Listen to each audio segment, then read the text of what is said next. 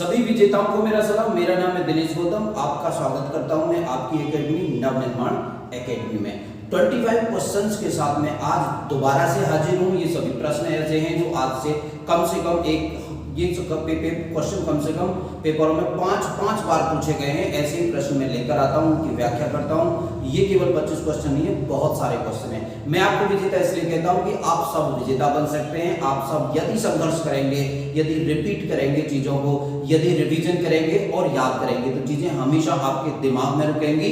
मैं ऐसा करके दिखाऊंगा, आप भी करके दिखाइए। जरा देखिए, पहले क्वेश्चन पर आते हैं। अनुच्छेद 15। तो अनुच्छेद 15 जो है संविधान में है और ये मूल अधिकारों का हिस्सा है। भारत के संविधान में मूल अधिकार भाग 3 में रखे गए हैं। याद रखना, भाग 3 में रखे गए हैं। अनुच्छेद 12 से लेकर अनुच्छेद 35 तक मूल अधिकारों को रखा गया है। और अनुच्छेद 15 में ये दिया गया है कि धर्म, अनुच्छेद 15 में ये दिया गया है कि धर्म और जाति और लिंग, धर्म, जाति, लिंग, मूल स्थान का मतलब निवास स्थान और जन्म स्थान और मूल वंश है। मूल वंश और जन्म स्थान याद रखना है आपको। 1 2 3 4 5 चीजें दे रखी हैं। इन 5 चीजों के आधार पर विभेद नहीं किया जाएगा, डिस्क्रिमिनेशन नहीं किया जाएगा। ये दिया गया है अनुच्छेद 15 में। अनुच्छेद 15 में दिया गया है कि निम्न आधारों पर राज्य किसी भी प्रकार का डिस्क्रिमिनेशन नहीं करेगा। डिस्क्रिमिनेशन का मतलब होगा किसी भी प्रकार का भेदभाव नहीं करेगा।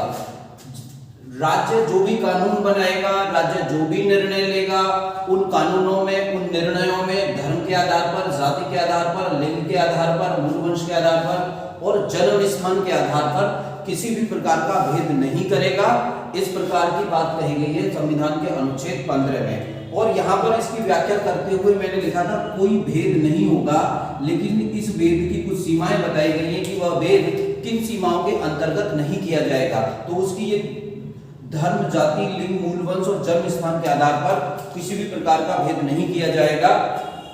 और ये कौन से मूल अधिकार के अंतर्गत आता है?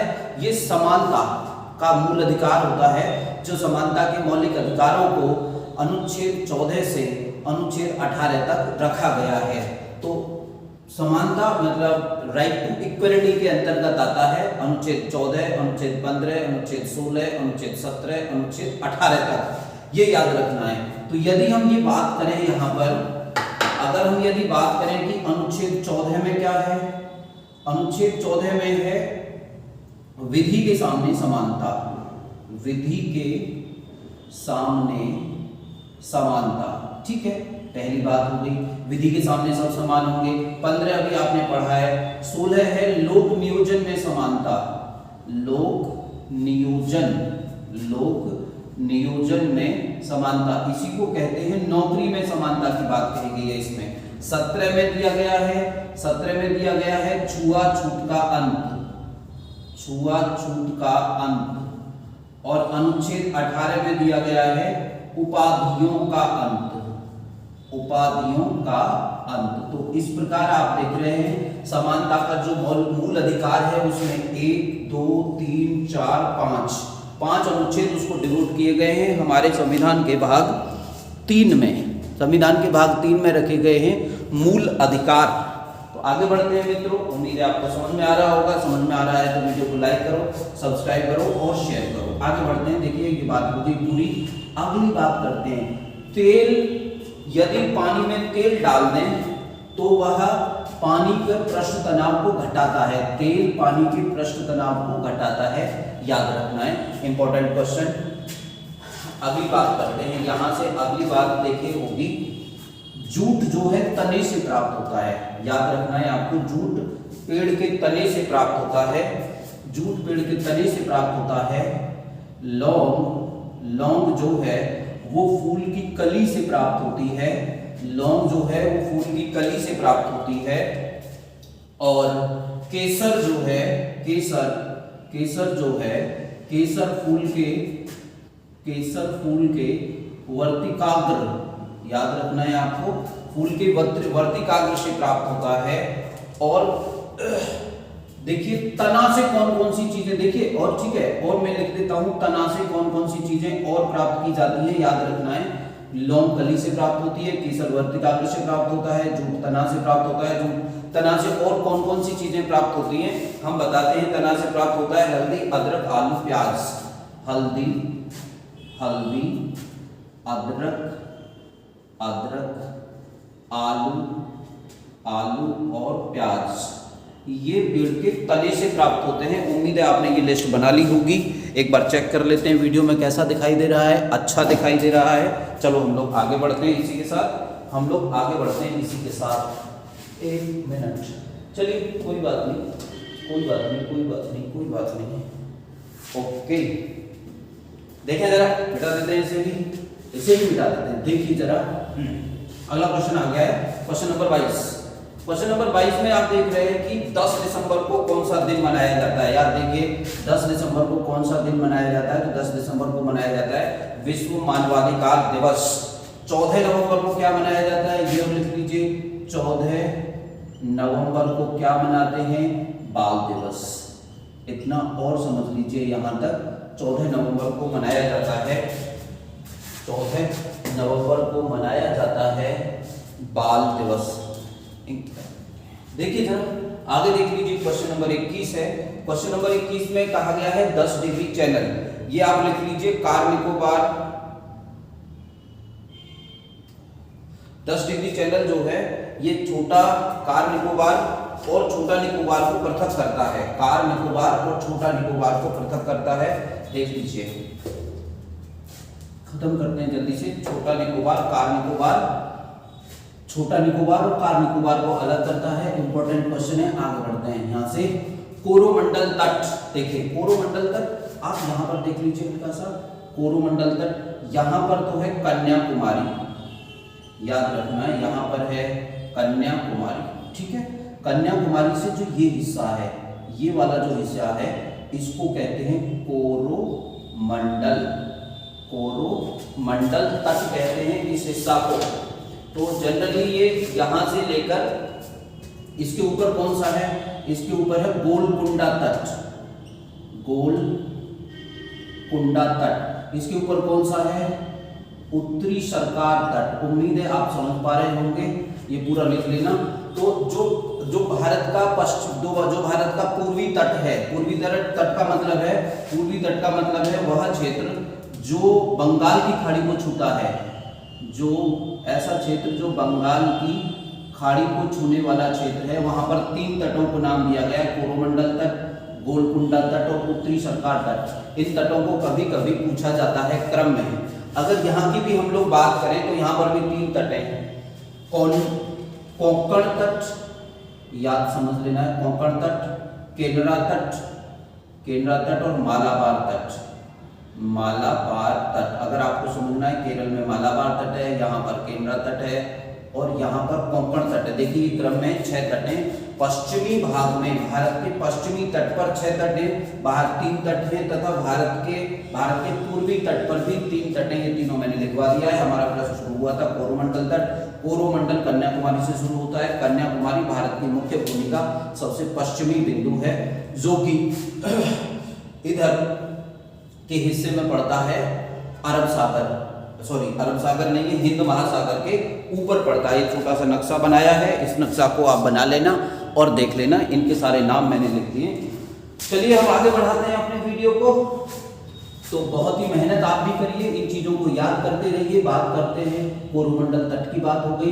भारत की पश्चिम से पूरब तक जो लंबाई है, भारत की पश्चिम से पूरब तक जो लंबाई है, पश्चिम से पूरब तक जो लंबाई है, देख लीजिए इसको कैसे याद करेंगे। 3 तिया 9, देख लीजिए, और 2, 3 तिया 9 और यहाँ पर 2, ये इतने किलोमीटर है। पश्चिम से पूरब तक लंबाई जो है भारत की, वो इतने किलोमीटर है।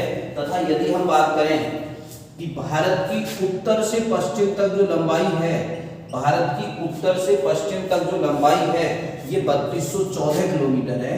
3214 किलोमीटर है। आप इसे याद कर सकते हैं कैसे, 1 2 3 4 1 2 3 4 और ये 3 दूनी 3 की 2 बार गुणा करिए, 3 तिया 9, 3 गुणा 3 तो 2 बार हो गया, 3 तिया 9, 9 और 2 हो गया यहाँ पर, माने 29-33 किलोमीटर हो गया और ये हो गया। तो आप कैसे समझ सकते हैं इसे?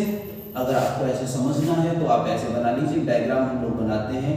ये तो है 29-33 उत्तर से दक्षिण तक, और ये है उत्तर से दक्षिण तक ज्यादा है, पश्चिम से पूर्व तक जो है ये 29-33 है, 29-33 है, और ये 1 2 3 4 देखिए 3214 किलोमीटर है उत्तर से दक्षिण वाली जो लंबाई है, उत्तर से दक्षिण वाली ये है, और ये वाली पूर्व से पश्चिम वाली लंबाई है, देख लीजिए। ठीक है, ये क्वेश्चन भी हो गया, आप लिख लेना। इसके बाद देखिए एक पुस्तक का नाम लिखा हुआ है इंडिया डिवाइडेड। ये पुस्तक किसने लिखी? इंडिया डिवाइडेड पुस्तक के जो लेखक थे वो थे राजेंद्र प्रसाद, भारत के पहले राष्ट्रपति थे, राजेंद्र प्रसाद। संविधान सभा के स्थायी अध्यक्ष भी थे। संविधान सभा के अंतिम बैठक में ये निर्णय लिया गया कि इन्हीं को राष्ट्रपति बना दिया जाता है। ये भारत के इस प्रकार से प्रथम राष्ट्रपति भी बने। एक और पुस्तक है अनहैप्पी इंडिया, अनहैप्पी, ये पुस्तक और आप लिख लेना, अनहैप्पी इंडिया। ये पुस्तक को लिखा लाला लाजपत राय ने, लाला लाजपत राय ने। अनहैप्पी इंडिया पुस्तक के लेखक लाला लाजपत राय तथा इंडिया विंस फ्रीडम, एक पुस्तक और है जो आपको लिखनी चाहिए, जो जाननी चाहिए, India wins freedom, Abul Kalam Azad, Abul Kalam Azad. तो यदि आपने अबुल कलाम आजाद का कभी नाम सुना हो तो मुझे आप लिखकर बताइए कि अबुल कलाम की याद में भारत में कौन सा दिवस मनाया जाता है। ये एक वीडियो में मैंने करवाया है, तो आप प्लीज लिखकर बताइएगा अबुल कलाम आजाद की याद में कौन सा दिवस मनाया जाता है। और बताइएगा अबुल कलाम आजाद भारत में एक मंत्री भी बने थे, ये कौन से प्रथम मंत्री थे, इसे इन्हें कौन सा मंत्रालय मिला था, जरा बताइएगा। अगली बात करते हैं, देखिए क्वेश्चन नंबर 17, उच्चतम न्यायालय में जजों की संख्या को निर्धारित कौन करता है? तो उच्चतम न्यायालय में जजों की संख्या को निर्धारित करने का अधिकार, मतलब घटाने या बढ़ाने का अधिकार संसद का है। और उच्चतम न्यायालय के जजों की जो नियुक्ति है वो कौन करता है? उच्चतम न्यायालय के जजों की नियुक्ति करते हैं भारत के राष्ट्रपति। तो उच्चतम न्यायालय के जो मुख्य न्यायाधीश हैं वो कौन है, आप मुझे लिखकर भेजिए। उच्चतम न्यायालय में वर्तमान में कितने न्यायाधीश हैं वो भी लिखकर भेजिए, और उच्चतम न्यायालय के मुख्य न्यायाधीश की सैलरी क्या है ये भी लिखकर भेजिए, तथा उच्चतम न्यायालय के जो अन्य जज हैं उनकी सैलरी क्या है ये भी लिखकर भेजिए। चलिए, तो मैं ये संवाद बच्चों के साथ स्थापित करना चाहता हूँ, जो बच्चे लगातार हमारी वीडियोस देख रहे हैं। यदि आप नए हैं हमारे वीडियोस में तो आप इन सारी चीज़ों को गूगल कर सकते हैं, वहाँ पर से देखकर लाइए और हमें लिखकर भेजिए। अपने नोटबुक में भी ये चीज़ यहीं पर इस प्रश्न के चीज नीचे अवश्य लिख लेना। याद रखना, जो भी छात्र ऐसे होते हैं जो इंटरैक्टिव होते हैं, जो प्रश्नों को खोज कर लाते हैं, जो प्रश्नों की समीक्षा करते हैं, वो लोग सबसे ज्यादा होशियार होते हैं। इसीलिए मैं कुछ प्रश्न बोल देता हूँ, इसीलिए मैंने सुप्रीम कोर्ट से संबंधित कुछ प्रश्न बोल दिए हैं। चला देखिए, यहाँ से लिख लेते हैं हम पित्तरस के बारे में। पित्तरस कहाँ से निकलता है? पित्तरस यकृत से निकलता है, और ये कहां पर इकट्ठा होता है? याद रखना है, पित्ताशय में एकत्र होता है, यकृत से निकलता है, पित्ताशय में एकत्र होता है। इसकी जो पीएच वैल्यू होती है वो लगभग 7.7 होती है, याद रखना है। तो 7.7 जिसकी पीएच वैल्यू होगी उसकी प्रकृति जो होगी वह क्षारीय होगी। तो ये भी याद रखना है कि यह क्षारीय होता है। और क्या जानना है इसके बारे में? और आपको यह जानना है कि यकृत से और क्या निकलता है। याद रखना है, यकृत से निकलता है। मैं दो चीज और बता देता हूं आपको, यकृत से दो चीजें और निकलती हैं। एक तो निकलता है हेपेरिन, याद रखना है आपको। एक निकलता है फाइब्रिनोजन। ये चीजें भी मैंने कुछ वीडियोज में आपके साथ डिस्कस कर रखी हैं, तो आप ये भी लिख लेना, हेपेरिन और फाइब्रिनोजन। बात करेंगे अगली वीडियोज में क्या होते हैं। वीडियो ज़्यादा लंबी हो जाएगी, व्याख्या ज़्यादा हो जाएगी, इसलिए इन चीज़ों को नहीं लिखना है, परंतु आप लिख लेना यकृत ये बताना नहीं है यकृत सबसे बड़ी ग्रंथि है शरीर की। यकृत का वजन कितना होता है, यदि आपको पता है तो कमेंट करके जरूर बताइएगा। देखिए यहाँ से दूरदृष्टि दोष लिखा हुआ है क्वेश्चन नंबर 15, और दूरदृष्टि दोष ये आंख की बीमारी है।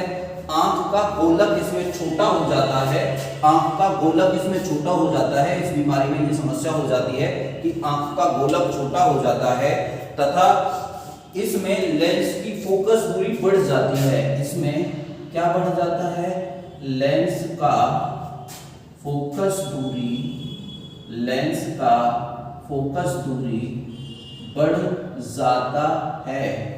लेंस का फोकस दूरी इसमें बढ़ जाता है। लेंस का गोलक छोटा हो जाता है, लेंस का फोकस दूरी इसमें बढ़ जाता है, लेंस की क्षमता कम हो जाती है। इसमें लेंस की क्षमता भी कम हो जाती है, क्षमता भी कम हो जाती है, याद रखना है। और इसका इलाज करने के लिए उत्तल लेंस का प्रयोग किया जाता है, उत्तल लेंस का प्रयोग किया जाता है। दूरदृष्टि दोष को सही करने के लिए उत्तल लेंस का प्रयोग किया जाता है। निकट दृष्टि दोष को प्रयोग सही करने के लिए अवतल लेंस का प्रयोग किया जाता है। और ये बताएंगे आप बेलनाकार लेंस का प्रयोग किस रोग को ठीक करने के लिए किया जाता है। आगे बढ़ें, ये चीज भी हम लिखवा चुके हैं। बेलनाकार लेंस का प्रयोग किस रोग को ठीक करने के लिए किया जाता है। देखिए ट्यूबलाइट जो होती है, ट्यूबलाइट में कौन सी भाप भरी होती है, ट्यूबलाइट में पारे की भाप भरी होती है। पारा जो है एक द्रव धातु है, पारा जो है रूम टेम्परेचर पर, पारा जो है रूम टेम्परेचर पर द्रव अवस्था में पाया जाता है। पारे का जो प्रमुख अयस्क है, पारे का जो प्रमुख अयस्क है सिनेबार है। पारे का जो प्रमुख अयस्क है क्या नाम है उसका, सिनेबार है। पारे का पारा जो है द्रव अवस्था में पाया जाता है। ये सबसे इसका जो अयस्क है वो सिनेबार है। पारा जो है द्रव अवस्था में पाया जाता है। और देखिए ट्यूबलाइट जो है, ट्यूबलाइट के बारे में हम बात कर रहे हैं। ट्यूबलाइट जो है, ट्यूबलाइट कैसे कांच से बनाई जाती है। ट्यूबलाइट बनाने के लिए कांच का प्रयोग किया जाता है जिस कांच का नाम है सोडा कांच। देखिए गौर से, ट्यूबलाइट बनाने के लिए कांच का प्रयोग किया जाता है जिसका नाम है सोडा कांच। ट्यूबलाइट कौन सी ऊर्जा से कौन सी ऊर्जा बनाती है, ट्यूबलाइट विद्युत ऊर्जा से प्रकाश ऊर्जा बनाती है, विद्युत ऊर्जा से प्रकाश ऊर्जा बनाती है। तो याद रखना है ट्यूबलाइट में पारे की भाप होती है, पारे का जो अयस्क है वो सिनेबार है, और पारा जो है द्रव अवस्था में पाया जाता है। ट्यूबलाइट सोडा कांच से बनाई जाती है तथा ट्यूबलाइट विद्युत धारा को विद्युत ऊर्जा को प्रकाश ऊर्जा में बदलती है। तथा तथा तथा तथा पारे को क्विक सिल्वर के नाम से भी जाना जाता है। पारे को किस नाम से जाना जाता है, क्विक सिल्वर। तो क्विक सिल्वर किसे कहते हैं, क्विक सिल्वर कहते हैं पारे को। तो उम्मीद है आपको समझ में आया होगा, आप ठीक से नोट्स बना रहे होंगे। यदि आप ऐसे काम से खुश हैं तो एक थंब लिखकर भेजिए जल्दी से। जितने लोग वीडियो देखते हैं, यदि उतने वीडियो लोग लाइक करें ना वीडियो को तो मजा आ जाए। एक बार 100 लाइक करवा दीजिए। इसलिए मेरी गुजारिश है जितने भी लोग वीडियो को देखते हैं सब लोग लाइक ठोकिए। अगर आपको अच्छा नहीं लगता है तो डिसलाइक भी ठोक दो, इससे भी पता चलेगा। अभी तक तो इसकी भी डिसलाइक आया नहीं है। वो सब लोग गायब हो गए जो डिसलाइक किया करते थे। यार अगर तुम वीडियो देख रहे हो और तुमको मजा आ रहा है तो एक बार मैं तुम्हारा नाम पहचान लूंगा, प्लीज लिख कर तो भेजो। अच्छा अब हम बात करते हैं। देखिए यहाँ तक की चीजें हम लोग हटा देते हैं इनको, ये ठीक है, थोड़ा सा आजादी मिलेगी, थोड़ा सा अच्छा लगेगा। यहाँ तक की चीजों को हटा देते हैं। और यहाँ पर जो है, यहाँ पर लिखा हुआ है यंग इंडिया।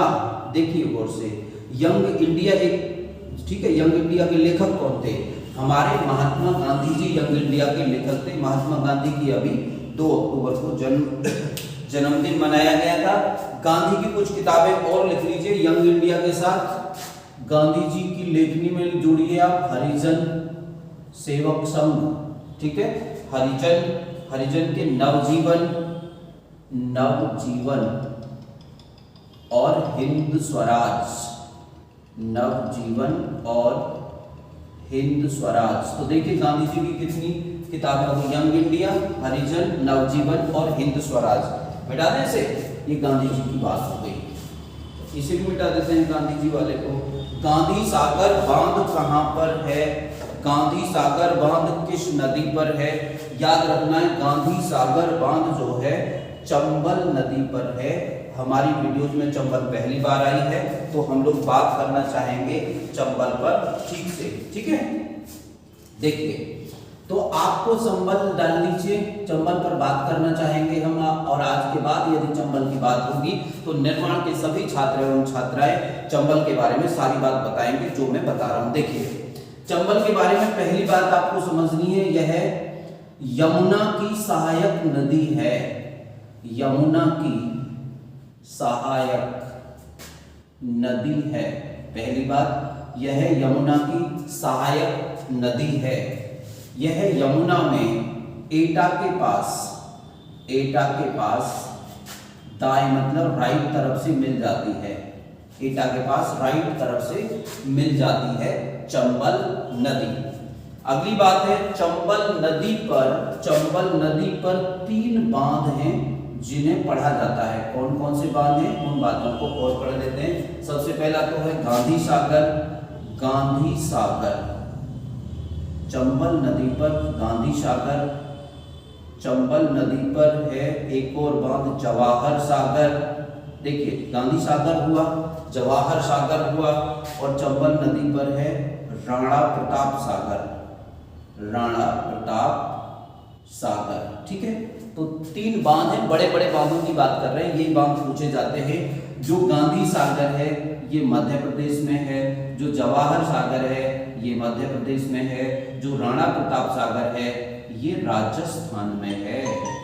ये भी क्वेश्चन आता है, ये क्वेश्चन सबसे ज्यादा पूछा गया है। वैसे सारे क्वेश्चन पूछे जाते हैं, गांधी सागर, जवाहर सागर, राणा प्रताप सागर। तो ये 3 बांधों की बात कर ली। इस पर एक जलप्रपात भी है। एक जलप्रपात मतलब झरना है, इसका नाम है चूलिया जलप्रपात। ये कहाँ है? ये राजस्थान में है। चंबल नदी के किनारे पर चूलिया जलप्रपात है। ठीक है, जो चंबल नदी है ये कहां से निकलती है? विंध्याचल। देखिए, ये निकलती है, कहां से निकलती है आपको ये और समझ लेना है, ये कहां से निकलती है। ये पहली बात तो एमपी में विंध्याचल पर्वत है। एमपी में विंध्याचल पर्वत, एमपी में एक जगह है विंध्याचल पर्वत से जाना पावा की पहाड़ी है, वहां पर जाना पावा की पहाड़ी से निकलती है। ये जाना पावा की पहाड़ी से निकलती है, जरा देख लो गौर से। मध्य प्रदेश से निकलती है, जाना पावा की पहाड़ी से निकलती है। जाना पावा की पहाड़ी मध्य प्रदेश में है, विंध्याचल पर्वत मध्य प्रदेश में है। ऐसी छोटी छोटी चीजें आपको बहुत अच्छी तरीके से याद रखनी है चंबल के बारे में। यहाँ पर हम लोग लिख देते हैं चंबल की सहायक नदियां कौन कौन सी हैं, ये भी आपको मालूम रखना है। चंबल की सहायक नदियों में लिख लीजिए, चंबल की सहायक नदियों में लिख लीजिए आप बनास, क्षिप्रा, काली सिंध, पार्वती। देखिए, यहाँ पर है बनास, क्षिप्रा, काली सिंध, एक नदी है काली सिंध। और काली सिंध के बाद कौन सी नदी है? काली सिंध। पार्वती भी एक नदी है, पार्वती नदी भी है, पार्वती नदी भी है। ठीक है, ये हो गया। और एक और क्वेश्चन लिखना है आपको कि चंबल नदी के किनारे पर कोटा है। चंबल नदी के किनारे पर कौन सा नगर बसा है? जो प्रसिद्ध नगर है वो नगर है चंबल नदी के किनारे पर कोटा। तो अब आप क्या समझे, चंबल नदी 2 राज्यों में होकर बहती है, मध्य प्रदेश, राजस्थान। उसके बाद ये उत्तर प्रदेश में प्रवेश करती है। उत्तर प्रदेश में प्रवेश करने के बाद एटा के पास यह यमुना नदी में मिल जाती है। यमुना की सहायक नदी है, एटा के पास। इस पर 3 बांध बने हैं, गोविंद गांधी सागर, जवाहर सागर, राणा प्रताप सागर। एक और बना है जिसे कोटा बैराज कहते हैं, आप चाहें तो लिख लें। इस पर एक जलप्रपात है जिसका नाम है चूलिया जलप्रपात। ये कहां से निकलती है? मध्य प्रदेश के विंध्याचल पर्वत से के पास जाना पावा की पहाड़ी है, जाना पावा की पहाड़ी से निकलती है। इसकी सहायक नदियां कौन सी है? बनास, क्षिप्रा, काली सिंध और पार्वती। और चंबल के किनारे कौन सा नगर बसा है जो प्रसिद्ध है? कोटा नगर बसा है चंबल नदी के किनारे। यहाँ पर एक नदी और आई है जिसको हमको समझ लेना चाहिए, क्षिप्रा नदी। तो क्षिप्रा नदी के किनारे कौन सा नगर है और वो नगर किस लिए प्रसिद्ध है? ध्यान रखना है, क्षिप्रा नदी के किनारे कौन सा नगर है और वह नगर किस लिए प्रसिद्ध है? आप मुझे लिख कर दीजिए तो मैं समझ जाऊंगा कि आप वीडियोस देख रहे हैं और ध्यान से देख रहे हैं। याद रखना है, क्षिप्रा नदी के किनारे कौन सा प्रसिद्ध नगर है और वह नगर किस लिए प्रसिद्ध है। ठीक है, तो अब देखिए कोटा जो है राजस्थान की कोटा को राजस्थान की क्या कहते हैं, उद्योग नगरी के नाम से भी जाना जाता है, कोटा। देखिए आगे बढ़ते हैं। इंसुलिन कहाँ बनता है? इंसुलिन शरीर में पैंक्रियाज में बनता है, ये इतना याद रखना है। इंसुलिन शरीर में कहां पर बनता है? इंसुलिन शरीर में पैंक्रियाज में बनता है। और पैंक्रियाज के में कहां बनता है? पैंक्रियाज के अंदर होती है बीटा कोशिका। ये प्रश्न बहुत बार आता है, पैंक्रियाज के अंदर बीटा कोशिकाओं में इंसुलिन का निर्माण होता है। और जो इंसुलिन है इसकी खोज किसने की थी? इंसुलिन की खोज की थी बेंटिक बेस्ट, दो वैज्ञानिक थे, बेंटिक और बेस्ट ने इसकी खोज की थी। यदि शरीर में इंसुलिन की कमी हो जाती है, कमी होने पर कौन सा रोग होता है? तो यदि शरीर में कमी हो जाती है तो कौन सा रोग होता है? शुगर हो जाता है। तो शुगर को किस नाम से जाना जाता है? तो शुगर को किस नाम से जाना जाता है? डायबिटीज। कमी से, इसकी कमी से, इंसुलिन की यदि कमी हो जाए तो व्यक्ति को हो जाती है डायबिटीज। कमी से, इंसुलिन की कमी से हो जाता है डायबिटीज। यदि इंसुलिन अधिक हो जाए, शरीर में अधिक हो जाए तो एक रोग हो जाता है जिस रोग का नाम है हाइपोग्लाइसीमिया। ये रोग हो जाता है आदमी को यदि उस व्यक्ति के अंदर इंसुलिन की कमी हो जाए, उसके शरीर में इंसुलिन की कमी यदि हो जाए तो एक रोग हो जाता है जिसको कहते हैं हाइपोग्लाइसीमिया। बात खत्म, ये क्वेश्चन हो गया। कैसा लगा आपको? बहुत अच्छी मेहनत कर रहे हैं आप। यदि वीडियो देख रहे हैं, पूरी वीडियो देखना, अंत तक आपको मजा आ जाएगा। इन प्रश्नों को याद करते रहेंगे तो ये प्रश्न आपको सफल बना देंगे, जीके दुरुस्त हो जाएगी। किसी भी व्यक्ति के प्रश्नों का आप जवाब दे सकेंगे, आप का मन मजबूत रहेगा, कॉन्फिडेंस बढ़ेगा। देखिएगा, इन चीजों को याद करते रहिए। बेरियम मील से क्या किया जाता है? बहुत ही प्रसिद्ध प्रश्न है, जीके का क्वेश्चन है, फिजिक्स में आता है। ये आहार नाल का एक्सरे किया जाता है। जो भोजन हम खाते हैं और हमारे यहाँ से एक नली होती है, नीचे तक पेट में जाती है, उसको आहार नाल कहते हैं। और आहार नाल जब हमारी आंत तक भोजन पहुंचाती है, वहां तक उसे आहार नाल कहते हैं। आहार नाल का जो है क्या होता है? एक्सरे कराया जाता है। दूसरा गोलमेज सम्मेलन कब हुआ? दूसरा गोलमेज सम्मेलन 1931 में हुआ। यह दूसरा जो गोलमेज सम्मेलन था, देखिए 3 गोलमेज सम्मेलन हुए, पहला 1930 में, दूसरा 1931 में और तीसरा 1932 में। कांग्रेस पार्टी ने दूसरे गोलमेज सम्मेलन में हिस्सा लिया। कहां हुआ था ये? आपको याद रखना है, ये हुआ था इंग्लैंड में। कांग्रेस की तरफ से किसने भाग लिया? कांग्रेस के प्रतिनिधि कौन गए? गांधी जी गए थे। उस समय ब्रिटेन के प्रधानमंत्री का क्या नाम था? जिस समय दूसरा गोलमेज सम्मेलन हुआ, ब्रिटेन के प्रधानमंत्री का नाम था मैकडोनाल्ड था। वहां के प्राइम मिनिस्टर का नाम था मैकडोनाल्ड। और एक ऐसा व्यक्ति था जिसने तीनों गोलमेज सम्मेलनों में हिस्सा लिया। याद रखना है, B.R. अम्बेडकर, बाबा साहब भीमराव अम्बेडकर ने तीनों गोलमेज सम्मेलनों में हिस्सा लिया था। बात खत्म हो गई। 3 गोलमेज सम्मेलन हुए, कांग्रेस ने केवल 2 गोलमेज सम्मेलनों में हिस्सा लिया था, पहले में और दूसरे में। आगे बोलते हैं, आगे क्वेश्चन दिया गया डेल्टा क्या होता है? देखिए बात करते हैं, डेल्टा क्या होता है? भारत में दुनिया का सबसे बड़ा, भारत के पास डेल्टा, जिसको सुंदरबन डेल्टा कहते हैं। सुंदरबन डेल्टा को गंगा और ब्रह्मपुत्र नदियां बनाती हैं, या बंगाल की खाड़ी को छूता हुआ है।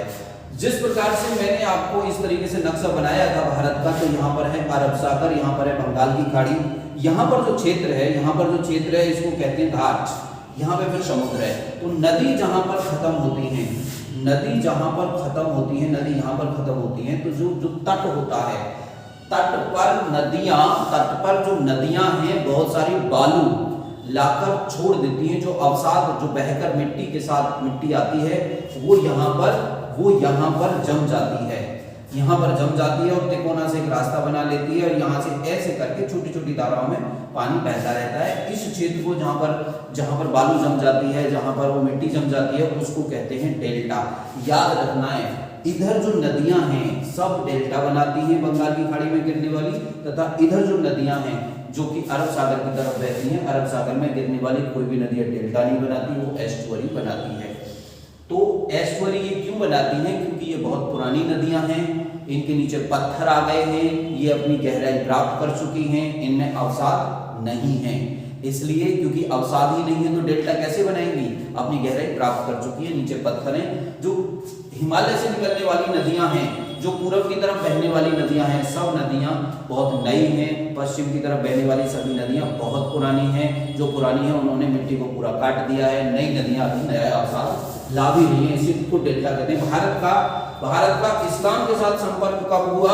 ऐसे क्वेश्चन है 8वीं शताब्दी में। वैसे तो मैं बता दूं 712 में एक अरब से आक्रमणकारी आया था, मोहम्मद बिन कासिम ने भारत पर आक्रमण किया था और तब जाकर भारत का जो संपर्क है वो इस्लाम के साथ हुआ था। बात खत्म हो गई और उसने जो आक्रमण किया था सिंध पर किया था, और सिंध का राजा कौन था? सिंध का राजा उस समय जिस पर आक्रमण किया था, सिंध के राजा का नाम था दाहिर।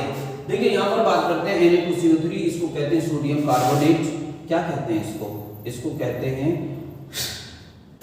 सोडियम कार्बोनेट, ठीक है। और सोडियम कार्बोनेट किसे कहते हैं? मार्बल को। जी हाँ, बिल्कुल ये वही मार्बल है जो कि आप अपने घरों में प्रयोग करते हैं, ठीक है। यहाँ से आगे बढ़ते हैं, देख लीजिएगा, इतना ही जानना है। ग्रीन हाउस प्रभाव का क्या मतलब है? जब वायुमंडल में CO2 की मात्रा बढ़ने लगती है तो CO2 की मात्रा, CO2 जब हवा में आ जाती है तो पृथ्वी से निकलने वाली ऊर्जा को ये वापस नहीं जाने देती, इससे वातावरण गर्म हो जाता है। इसी प्रभाव को ग्रीन हाउस गैस प्रभाव कहते हैं। ग्रीन हाउस गैस के प्रभाव में CO2 का प्रमुख योगदान होता है। बात खत्म हो गई। प्रकाश तरंग किस प्रकार की तरंग है? प्रकाश तरंग जो है अनुदैर्ध्य तरंग है, बात करते हैं यह है, ठीक है। प्रकाश तरंग क्या है? यह एक तो ऊर्जा का रूप है, याद रखना है। प्रकाश तरंग किसका रूप है? ये ऊर्जा का रूप है। प्रकाश तरंग अनुदैर्ध्य अनुप्रस्थ तरंग है, ये आपने लिख ही लिया है, बोर्ड पर भी लिखा हुआ है कि प्रकाश तरंग अनुप्रस्थ तरंग है। यह एक चुंबकीय विद्युत चुंबकीय तरंग है। प्रकाश किस तरीके की तरंग है?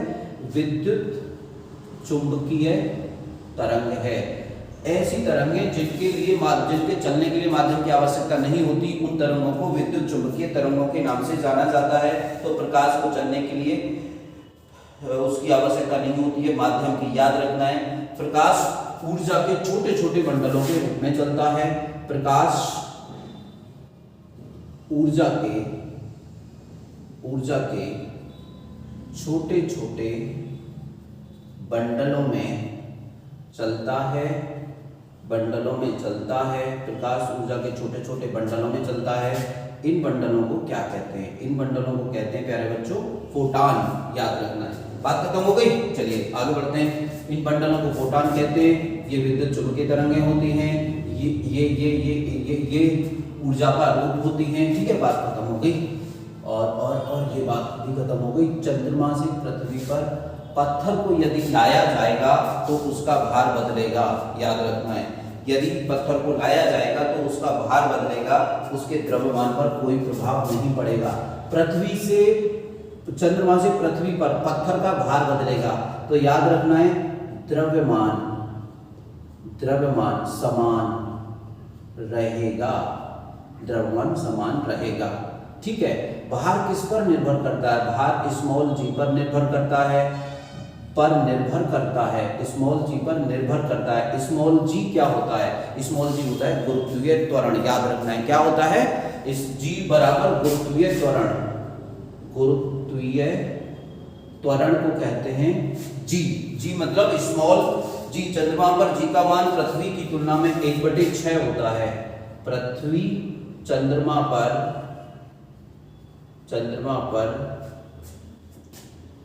g का मान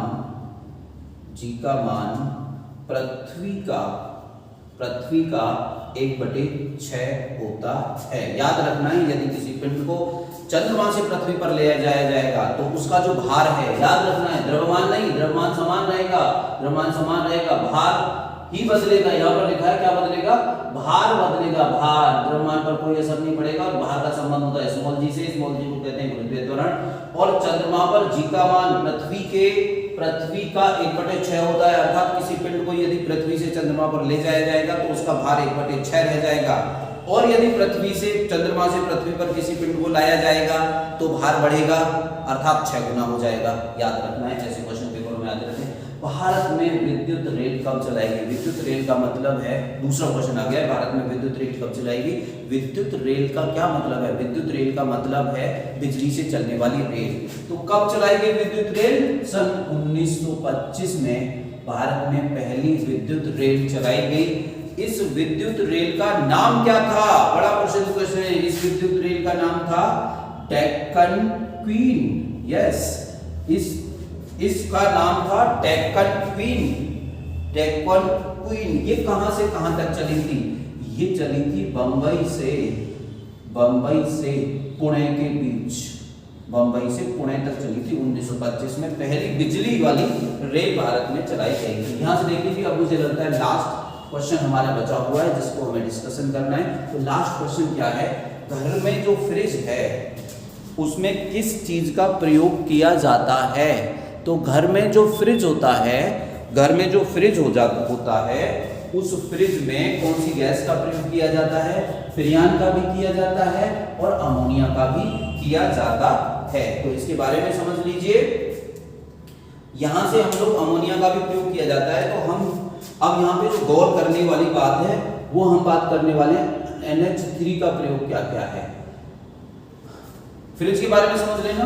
फ्रिज में पीछे एक जाल सा बना होता है जो कि तांबे का होता है, उसमें होके इन गैसों को गुजारा जाता है और उन गैसों के माध्यम से ठंडक पैदा की जाती है। कोई सी गैस, एक गैस का प्रयोग किया जाता है, फ्रीऑन गैस भी ठंडक पैदा करती है और अमोनिया गैस भी ठंडक पैदा करती है।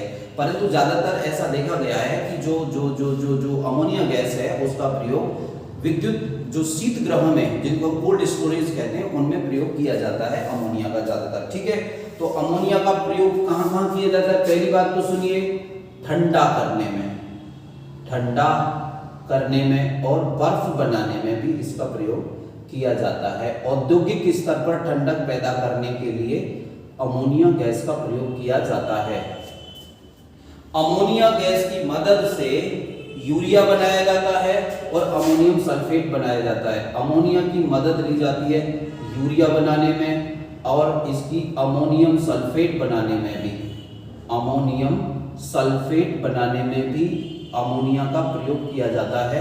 यूरिया बनाने में भी अमोनिया का प्रयोग किया जाता है। ओके, और विस्फोटक बनाने में भी अमोनिया का प्रयोग किया जाता है। विस्फोटक बनाने में भी अमोनिया का प्रयोग किया जाता है। तो ये कैसे रहे? ये सब NH3 के प्रयोग हैं। NH3 का प्रयोग कहाँ किया जाता है? एक और याद रखना है, जो कोल्ड स्टोर होते हैं, कोल्ड स्टोर में जो तापमान है, कोल्ड स्टोर में पूछा जाता है ऐसा, कोल्ड स्टोर में जो तापमान है -14 डिग्री सेल्सियस रखा जाता है। कोल्ड स्टोर में तापमान को -14 डिग्री सेल्सियस रखा जाता है। एक और क्वेश्चन होता है कि यदि एक कमरा बंद है और उसके अंदर फ्रिज का दरवाजा खोल दिया जाए और कमरे को बंद कर दिया जाए तो कमरे के तापमान पर क्या प्रभाव पड़ेगा? याद रखना है, कमरे का तापमान बढ़ जाएगा। एक और प्रश्न होता है कि यदि भीगे हुए बिस्कुट को फ्रिज के अंदर रख दिया जाए कुछ समय के लिए तो बिस्कुट पर क्या प्रभाव पड़ेगा? बिस्कुट बिल्कुल सूख जाएगा, उसमें किसी भी तरीके की नमी नहीं रहेगी। आज के हमारे 25 क्वेश्चंस पूरे हो गए। मैंने ये सब आज की 9वीं वीडियो है 25 क्वेश्चंस की, इसका मतलब 225 क्वेश्चन हो गए। आप लोग बहुत अच्छा रिस्पॉन्स दे रहे हैं। हमारी वीडियो को लाइक कर दीजिए। इन वीडियोज पर आपको 100 लाइक्स करवाने प्लीज। और यदि आपके कुछ दोस्त हैं जो पढ़ना चाहते हैं, उन लोगों तक हमारी वीडियो को शेयर कर दीजिए। आप जिस भी कंपटीशन की तैयारी कर रहे हो, यहाँ से प्रश्न आपको अवश्य मिलेंगे। वीडियो को देते हैं विराम। यदि आप नए हैं तो हमारी वीडियो को सब्सक्राइब कर दीजिए, लाइक करिए, सभी लोग शेयर कर दीजिए हमारी वीडियोस को। हिंदुस्तान जिंदाबाद। आप जीतेंगे क्योंकि आप विजेता हैं।